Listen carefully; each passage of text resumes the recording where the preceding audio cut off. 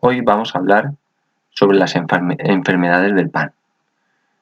Este tema es muy sencillito y corto, así que os va a resultar, pues eso, que se va a hacer muy rápido. Básicamente, de las enfermedades que puede tener, podríamos ver en el pan, vamos a destacar las dos más importantes, ¿no? La que llamamos el enmohecimiento y el ahilamiento. Estoy seguro que el enmohecimiento lo conocéis todos. Alguien seguro que habéis visto un pan con moho enmohecido, a todos nos ha pasado. Y es algo que no es que sea muy frecuente, pero seguro que habéis visto y conocéis. ¿Vale? Sin embargo, el aislamiento es algo menos común, afortunadamente. Pero aún así es una enfermedad que tiene el pan, que ocurre y que hay que intentar evitar. En cuanto al enmohecimiento, básicamente está causado por mohos, por hongos, principalmente el penicillium, el aspergillus o el mucor. Este tipo de mohos los habéis visto también mucho, seguro que, como veis aquí, ¿no? Tenéis la cebolla con todo esto así podrido, ahora veréis fotos de naranjas muy típicas, ¿vale? Entonces es una alteración que sufre el pan debido a esas esporas que caen sobre la superficie del pan y que se dan las condiciones necesarias para que crezcan y se desarrollen en la superficie. ¿Vale? Normalmente, como estos microorganismos necesitan un tiempo para su crecimiento, no es algo que pase automáticamente. Necesitan unos días para crecer, entonces en panes que compramos de hoy y nos lo comemos al día siguiente o en el mismo día no va a pasarnos nunca.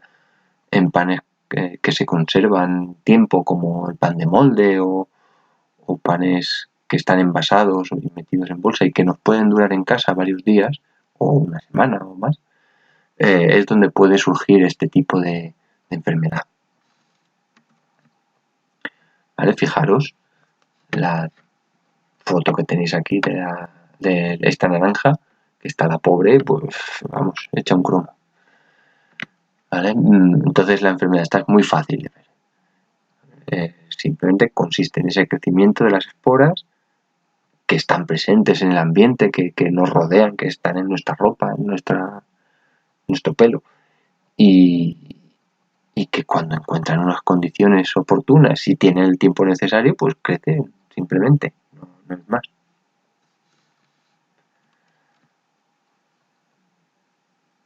Bueno, como os decía, las esporas pues no las vemos a simple vista, están presentes ahí y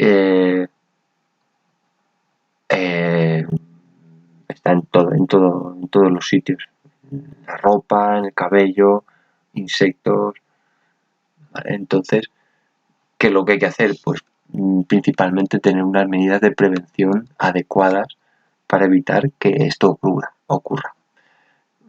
Para que la proliferación de los mohos sobre la superficie del pan ocurra, han de darse, como os decía, unas condiciones adecuadas. Una, que el contenido mínimo de agua libre sea en torno al 15%, que la humedad relativa del aire sea en torno al 70%, que tengan alimento suficiente, ¿no? Nutrientes para desarrollarse, y que la temperatura óptima entre 25 y 35 grados. ¿Vale? Entonces se depositan sobre la masa, pero la alta temperatura durante la cocción elimina la posibilidad de la proliferación. Bien, esto es lógico. En el horneado se destruyen las esporas. Es después del horneado cuando sobre el pan ya cocido caen esporas. ¿Cómo lo prevenimos? Pues sobre todo limpieza de utensilios, del obrador, ¿vale? Evitar corrientes de aire, uso de productos químicos y conservantes y envasado en atmósfera modificada, sustituyendo el oxígeno por nitrógeno o dióxido de carbono. ¿Vale? De ahí que os haya puesto aquí la foto de la bolsa de patatas, estas bolsas de patatas que siempre sabéis que están así como hinchadas porque dentro llevan aire, pero no es el mismo aire que tenemos nosotros. Digamos, se cambia parte de la composición del aire para que la cantidad de oxígeno sea menor y que haya en el interior más nitrógeno y dióxido de carbono, siendo una atmósfera que impide o que dificulta muchísimo el crecimiento de estos microorganismos. En cuanto a los conservantes que os decía, los más utilizados son el ácido sórbico y el sorbato sódico por un lado, y por otro lado estaríamos hablando de los propionatos, el de sodio y el de calcio. Diferencio estos dos grupos simplemente por la toxicidad. En cuanto al E200 y 201, estamos hablando de conservantes cuya toxicidad para nosotros, ¿no?, para el ser humano, es relativamente baja, es baja, y normalmente son de origen natural. Y los propionatos, la toxicidad es más alta y son de origen sintético.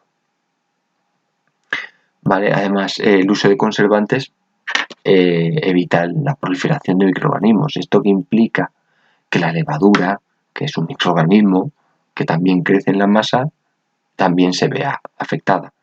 Por tanto, es necesario añadir más cantidad de levadura si añades conservantes. Luego, otra opción es trabajar con masas más ácidas para dificultar el crecimiento de los mohos. ¿Vale?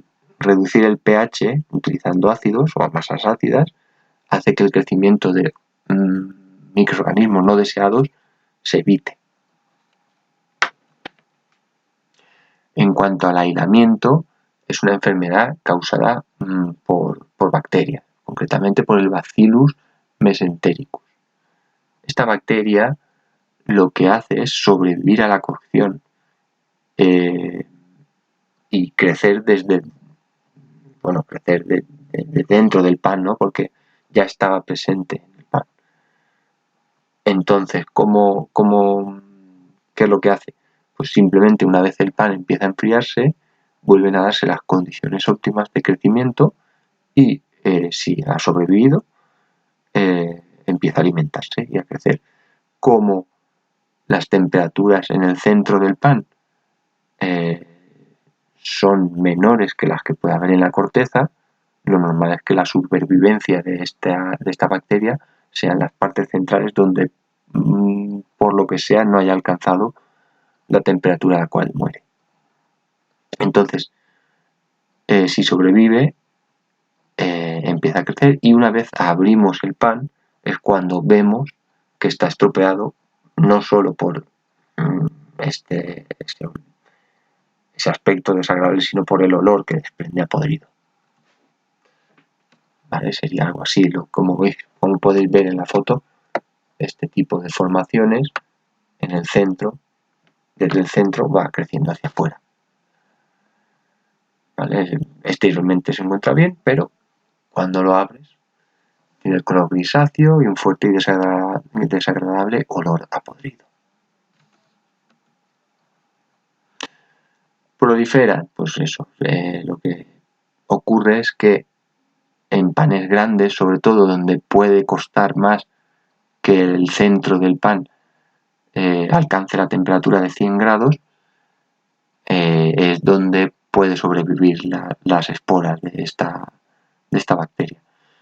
Y a partir de ahí, a partir de las 12 horas, es cuando empieza la proliferación y su crecimiento.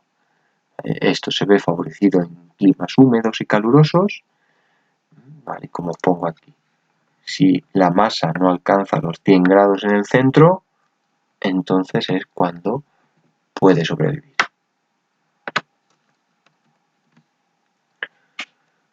¿Cómo podemos evitar esta bacteria, el Bacillus? Vale, pues elaborar masas con menor hidratación, utilizar masas madreácidas para disminuir el pH, también lo que os decía, ¿vale? A pH ácidos es cuando vamos a evitar el crecimiento de esta bacteria. disminuir los tiempos, temperaturas y humedad de la fermentación y aumentar la levadura. Añadir vinagre. ¿Vale? ¿El vinagre qué hace? Es un ácido, va a reducir el pH. ¿Vale? Entonces, poniendo 2 litros de vinagre por 60 de agua, tenemos una concentración apropiada. Asegurar una buena cocción de los panes, sobre todo por el tiempo.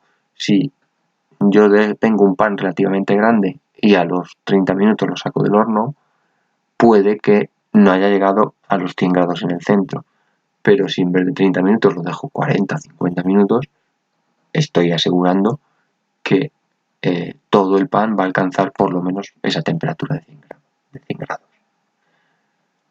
Vale, evitar amontonar los panes a la salida del horno y dificultar el enfriamiento, mejorar la higiene en general del local, limpiar toda la maquinaria con una solución de vinagre y agua, 150 centímetros cúbicos de vinagre por litro de agua. ¿Vale? Tendréis efecto similar con lejía, que está ahora muy de moda con el tema del coronavirus. Bueno, y como veis, el tema era cortito y no tiene gran dificultad, bastante sencillito. ¿Vale? Espero que os haya resultado más o menos ameno. Venga, un abrazo.